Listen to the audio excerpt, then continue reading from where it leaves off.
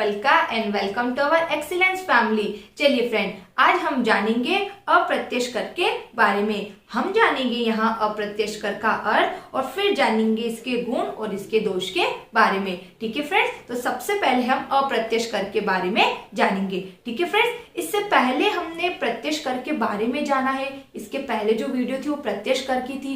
तो आपने अगर प्रत्यक्ष कर को अच्छे से समझा होगा तो आपको अप्रत्यक्ष कर बहुत ही जल्दी और आसानी से समझ आ जाएगा। ठीक है फ्रेंड्स, तो देखो क्या लिखा है फ्रेंड्स यहाँ अप्रत्यक्ष कर में कि अप्रत्यक्ष कर से आशय ऐसे कर से होता है जिसमें करापात और कराघात अलग अलग व्यक्ति पर लगता है। करापात और कराघात, करापात का मतलब होता है भुगतान करने वाला व्यक्ति और कराघात का मतलब होता है जिस व्यक्ति पर यह कर लगता है। दोनों अलग अलग होते हैं।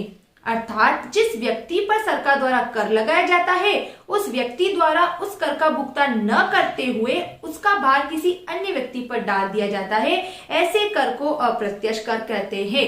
ठीक है, इनडायरेक्ट टैक्स, जिस पर कर लगा है वो इसका भुगतान नहीं करेगा, वो इसका भुगतान तो करेगा लेकिन पैसा किसी दूसरे से लेकर इसका भुगतान करेगा। जैसे कि आज हम हैं, ठीक है, हम उपभोक्ता विभिन्न प्रकार की वस्तु का क्या करते हैं, उपभोग करते हैं। हम कमाते नहीं है लेकिन फिर भी हम क्या करते हैं, टैक्स देते हैं। जो भी हमारे उपभोग की वस्तु आती है, चाहे 10 रुपए की है चाहे 5 रुपए की है, हर एक वस्तु में क्या लिखा होता है, इंक्लूड ऑल टैक्स, ऐसा लिखा होता है। तो जो वस्तुएं होती है उस पे इंक्लूड ऑल टैक्स लिखा है, मतलब कि उस पे जैसे 100 रुपए की कोई वस्तु है, 2% की दर से भी अगर उस पर टैक्स लगा है तो वो टैक्स की धनराशि किसने दी, हमने दी, और उसका भुगतान किसने किया, दुकानदार ने किया, है ना। तो अप्रत्यक्ष कर ऐसा कर जो क्या होता है, जिसका भार दूसरे व्यक्ति पर डाला जा सकता है। जिस व्यक्ति पर यह कर लगता है वह अपना भार क्या करता है, दूसरे व्यक्ति पर डाल देता है। ठीक है फ्रेंड्स, तो आया समझ में अप्रत्यक्ष कर। अब इसके फायदे देखते हैं। पहला बताया गया है इसमें सुविधाजनक, करदाता को कर चुकाने में सुविधा होती है क्योंकि विक्रेता इन कर की रकम को वस्तु की कीमत में जोड़कर उपभोक्ता से वसूल कर लेता है। उपभोक्ता थोड़ी थोड़ी मात्रा में अपनी जरूरत के अनुसार वस्तु क्रय करता है। तो सुविधाजनक, प्रत्यक्ष कर के सभी ऑपोजिट पॉइंट है यहाँ पर। ठीक है, तो सुविधाजनक बोला उसने कि ये जो अप्रत्यक्ष कर है इसमें व्यापारी को इसका भुगतान करने में किसी प्रकार की असुविधा नहीं होती है, क्योंकि ये क्या करता है, अपने पास से तो इस कर का भुगतान नहीं करता, ये तो दूसरों से कर की राशि को वसूल करता है। फिर अगला लिखा है कर अपवंचन कठिन, मतलब कर की चोरी करना इसमें आसान नहीं है। इस प्रकार के करों से बचना कठिन होता है क्योंकि प्रत्येक व्यक्ति को कुछ न कुछ वस्तु अवश्य खरीदना पड़ती है और यह कर वस्तु के मूल्य में सम्मिलित रहता है तो उसे चुकाना ही पड़ता है। कोई हर एक व्यक्ति को कुछ ना कुछ वस्तु की आवश्यकता होती है। अब व्यक्ति को किसी चीज की आवश्यकता है और वो देखेगा कि इस पे तो मुझे टैक्स देना है, मैं वस्तु को नहीं खरीदूं, तो ऐसा तो काम नहीं चलेगा ना। तो हर एक व्यक्ति को कोई ना कोई वस्तु खरीदना पड़ती है और उस वस्तु में टैक्स शामिल होता है, तो व्यक्ति को कर का भुगतान करना ही पड़ता है। वह कर का भुगतान करने से मना नहीं कर सकता, हालांकि उसे पता नहीं है कि वो कितना कर दे रहा है, जबकि उससे कर ले लिया जाता है। फिर अगला है लोचदार, ये कर बहुत लोचदार होते हैं क्योंकि अनिवार्य वस्तुओं पर कर की दर में थोड़ी सी वृद्धि करने पर इनमें बहुत अधिक आय प्राप्त हो जाती है। अनिवार्य वस्तु, ठीक है, जैसे रोटी, कपड़ा, मकान, ये तो क्या है, हमारी जरूरतें हैं और ये अनिवार्य वस्तु है। तो सरकार क्या करेगी, उसे पता है व्यक्ति रोटी, कपड़ा, मकान के बिना तो रह ही नहीं सकता, तो लोच मतलब इसमें परिवर्तन कर देगी। जब सरकार को पैसे की अधिक आवश्यकता होगी तो वो इन कर की दरों को बढ़ा देगी और बड़े पैमाने पर धनराशि वसूल कर सकती है। ठीक है, अगला है सामाजिक लाभ, हानिकारक वस्तुओं जैसे शराब, भांग, गांजा, चरस आदि के प्रयोग को करने के लिए उन पर ऊंची दर से कर लगाया जाता है ताकि बहुत अधिक महंगे होने के कारण उपभोक्ता इन्हें न खरीद सके और उनका स्वास्थ्य खराब न हो। मतलब क्या बोला वो कि सामाजिक लाभ, ये जो कर है ये क्या करता है कि वस्तुओं में शामिल होता है, कर वस्तुओं में शामिल होता है। तो अब कुछ ऐसी नशे की जो वस्तुएं होती है, लोग इन चीजों का नशा करते हैं, तो इन नशे को कम करने के लिए सरकार इन नशीले पदार्थों पर रेट को बढ़ा देती है, टैक्स की दर को बढ़ा देती है, जिससे महंगी हो जाती है और लोग इसका उपभोग तो करते हैं लेकिन कम मात्रा में करने लग जाते हैं, जिससे समाज में क्या होता है, एक अच्छा वातावरण बनता है। कुछ सीमा तक इन लोगों को हम कम तो नहीं कर सकते, लेकिन इनकी आदतों को कम जरूर कर सकते हैं। फिर कर भार की पीड़ा से मुक्ति। करदाता पर अप्रत्यक्ष करों की वृद्धि का अधिक मानसिक प्रभाव नहीं पड़ता, क्योंकि प्रत्यक्ष कर चुकाते समय उसे ध्यान रहता है कि वह अपनी आय में से सरकार को कर दे रहा है।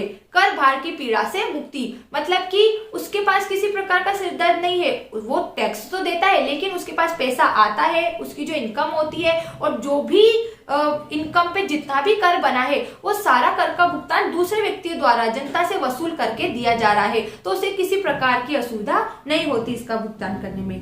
ठीक है फ्रेंड्स, अब इसके लाभ देखे हैं तो इसके गुण भी, इसके दोष भी देख लेते हैं। पहला बताया है इसने न्याय संगत नहीं, मतलब एक जैसा न्याय इसमें नहीं। जो हमने प्रत्यक्ष कर के गुण पढ़े थे वो अप्रत्यक्ष कर के क्या हो जाएंगे, दोष। जैसे प्रत्यक्ष कर का गुण था न्याय संगत, मतलब इसमें न्याय होता है, अमीर से अधिक कर लिया जाता, गरीब से कर लिया जाता, जिसकी जितनी आय उससे उतना कर। जबकि अप्रत्यक्ष कर क्या है, न्यायपूर्ण नहीं है।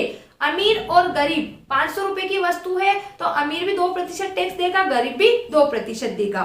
तो ये कर प्राय उपभोग में आने वाली वस्तु पर समान दर से लगाए जाते हैं, जिन्हें धनी एवं निर्धन दोनों व्यक्ति को खरीदना पड़ता है। इस कारण निर्धन व्यक्तियों पर इनका भार अधिक पड़ता है, जो न्यायोचित नहीं है। ठीक है, समझ में आ गया। सेकंड, अनिश्चितता। इन करों से प्राप्त होने वाली आय अनिश्चित होती है। वस्तुओं के मूल्य में कमी एवं वृद्धि होने पर वस्तु की मांग में भी कमी वृद्धि होती रहती है।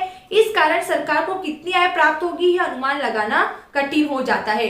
प्रत्यक्ष कर से आय निश्चित रहती थी कि इतनी इनकम है, इस रेट से 5, 10, 20 जो भी रेट होती है, इस रेट से इस इनकम पर इतना टैक्स लगेगा, इतना पैसा मिलेगा। जबकि अप्रत्यक्ष कर में अप्रत्यक्ष कर वस्तुओं पर लगता है। ठीक है, अब वस्तुएं कभी महंगी हो जाती है, कभी सस्ती हो जाती है, तो कीमत कम होने पर अधिक खरीदा जाता है तो टैक्स भी अधिक पे होता है। अब कीमत क्या हो गई, बढ़ गई, तो उसकी मांग कम हो गई वस्तु की, तो कम टैक्स मिला। तो सरकार को इसमें कर की जो राशि है वो अनिश्चित प्राप्त होती है, फिक्स प्राप्त नहीं होती। अगला देखो फ्रेंड्स, इसमें लिखा है बेलोच, मतलब परिवर्तन नहीं या न के बराबर।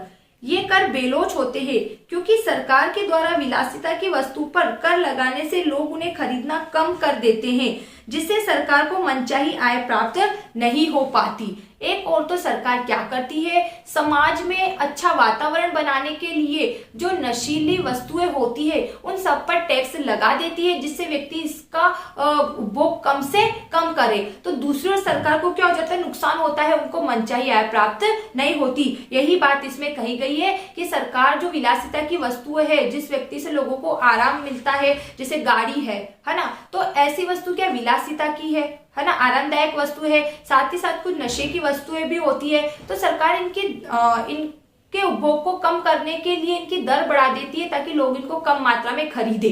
ठीक है, तो दूसरी ओर सरकार को आय प्राप्त नहीं हो पाती। ठीक, एंड फोर्थ पॉइंट लिखा है फ्रेंड्स इसमें उत्पादन स्तर में गिरावट। इसका मतलब है कर से वस्तुओं की कीमत बढ़ती है।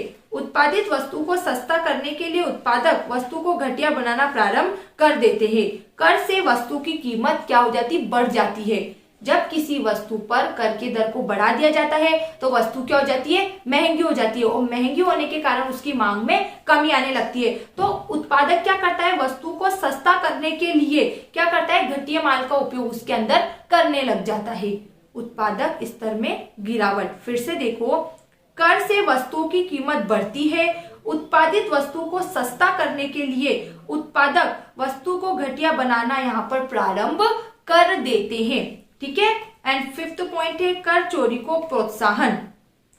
अप्रत्यक्ष कर का सबसे बड़ा दोष यह है कि दुकानदार बिना बिल का माल लाकर बेचते हैं, स्वयं तो कर चुकाते नहीं किंतु जनता से वसूल करके ये सरकारी खजाने में जमा नहीं करते। इस प्रकार कर की चोरी करते रहते हैं। क्या करते हैं, जो बिल होता है वो पक्का बिल न बना के वो कच्चा बिल बना के लोगों को दे देते हैं, और क्या करते हैं, कर की धनराशि जो कर के रूप में जो भी मुनाफा होता है उसकी चोरी खुद कर लेते हैं, और सरकार को कर देते तो है लेकिन उतना नहीं देते हैं जितना कि इनका कर बनता है। ठीक है फ्रेंड्स, आया समझ में अप्रत्यक्ष कर का अर्थ, इसके गुण और इसके दोष। अब अगर फिर भी कोई पॉइंट, कोई भी वर्ड्स को लेकर डाउट होता है तो आप पूछ सकते हो। Thanks for watching this video, bye bye.